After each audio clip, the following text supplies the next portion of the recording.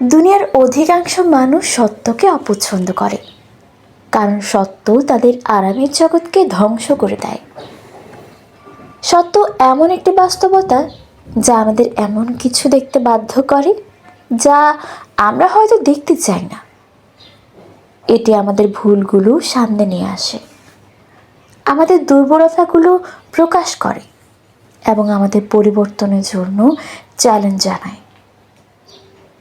অন্যদিকে মিথ্যা একটি স্বল্পস্থায়ী আরামের আচ্ছাদন, যা মানুষকে সাময়িকভাবে সান্ত্বনা দেয়। কিন্তু মিথ্যার এই স্বস্তি দীর্ঘস্থায়ী হয় না, এটি ধ্বংসের দিকে নিয়ে যায়। কারণ মিথ্যার ভিত্তি কখনো স্থায়ী হতে পারে না। সত্য এমন একটি শক্তি যা প্রথমে কষ্ট দেয়, অস্বস্তি সৃষ্টি করে, আমাদের অপরাধ বোধের মুখোমুখি দাঁড় করায়। কিন্তু এটাই একমাত্র পথ যা আমাদের আত্মোন্নতি এবং সাফল্যের দিকে নিয়ে যায়।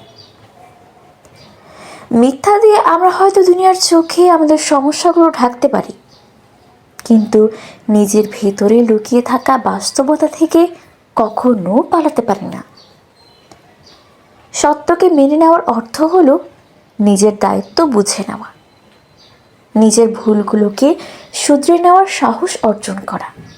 যারা সত্য থেকে পালাতে চায় তারা নিজেদের জীবনকে স্থবির করে রাখে, কারণ সত্য গ্রহণ না করলে আমরা নিজেদের উন্নতির পথে কখনো এগিয়ে যেতে পারি না।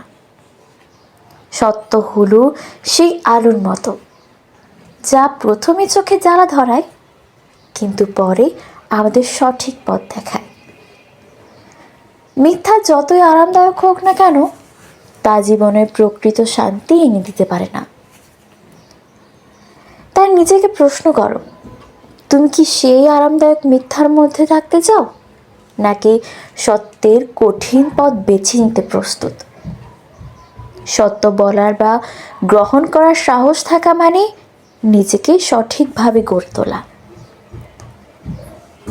এটা সহজ নয়, কিন্তু যারা এটা করতে পারে তারাই জীবনে এগিয়ে যেতে পারে।